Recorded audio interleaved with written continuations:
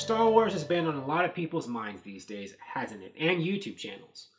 And a lot of the focal point of that is backlash or division in the fandom based on what happened in The Last Jedi. There were people who liked the direction and the decisions in Last Jedi with all these new characters and where the franchise appeared to be going in the future, and people who didn't like it because they felt the older characters are being disrespected or pushed off or just not treated well, and they resented these new faces showing up. Now, there are many reasons why people say the angry fans are angry, and a big one is they feel that because a lot of the newer characters, are women or people of color, there's homophobia or, sexism, racism. For many fans, that is the reason why they don't like this new, supposed new direction of Star Wars. But I don't think that's the biggest reason why there's such a division in the fandom.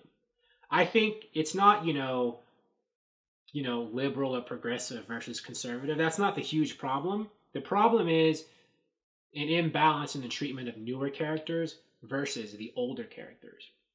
And I will explain. The original Star Wars movies, it was basically like 3 big heroes. Maybe 4 if you count Lando.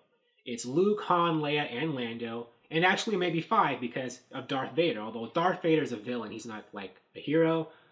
I'm talking about, the hero characters. And they were the backbones of this franchise. These good guy characters. Generations of people love these characters and, they have a perception of who they are in their minds. And they want to see them, beating people up on the screen. And then later on with the prequels, we got young Anakin and Obi-Wan and Padme. And, they were, featured in their, trilogy and stuff. People like seeing these hero characters do stuff. And, there was a lot of that expectation that when Kathleen Kennedy brought Star Wars back, with this new era, we were going to see a lot of our old favorites back again and, joining with younger characters. And it was going to be old characters and new characters being together. But Kathleen Kennedy and, Rian Johnson in The Last Jedi, I think they purposely not wanted to give us that.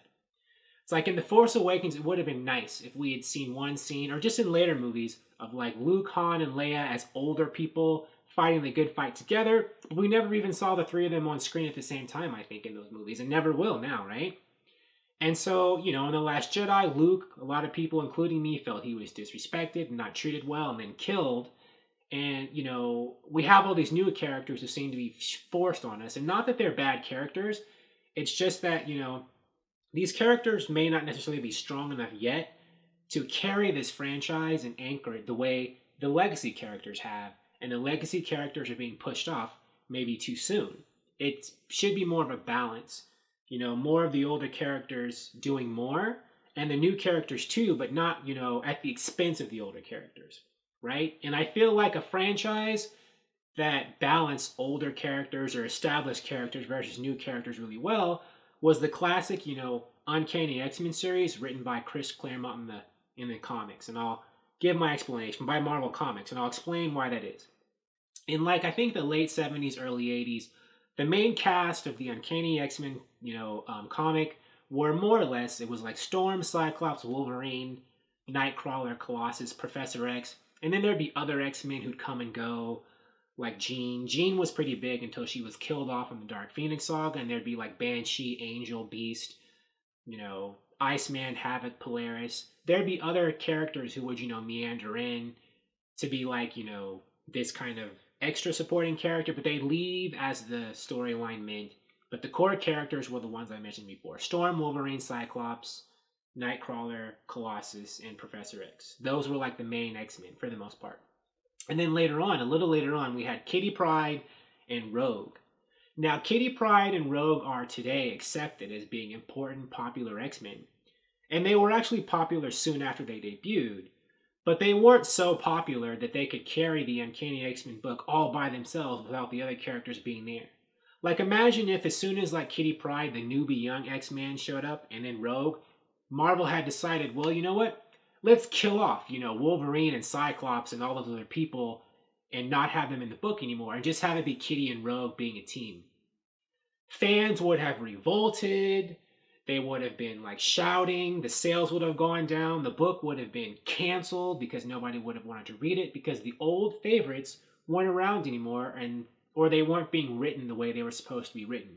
So Marvel had these new characters, Rogue and Kitty Pryde, with the older character, as I mentioned before, and they were teamed together, and that helped the Uncanny X-Men book over the years become so dominant in comics and sales for like, I think almost 16 years.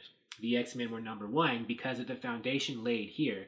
And then the other new characters would come, you know, like Psylocke and stuff, but a lot of the older characters were still there to be the anchors. But Star Wars, under Kathleen Kennedy and The Last Jedi, doesn't seem to be adopting that approach, which I think is the number one reason why the Star Wars fandom is as divided as it is today. Now, I know a lot of people will say, no, it's the racists, the sexists, the homophobes.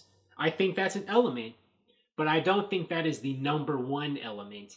And if this number one element was addressed, the balance of old and new characters, all these other criticisms wouldn't really matter, because those people would be in a very, very small minority that their voices wouldn't matter, because the older characters and the new characters would be working together, and you'd have the old school fans and the new fans enjoying this franchise together, which is something that I don't think Kathleen Kennedy and Rian Johnson really understood, or maybe they didn't understand it, they just didn't care about it.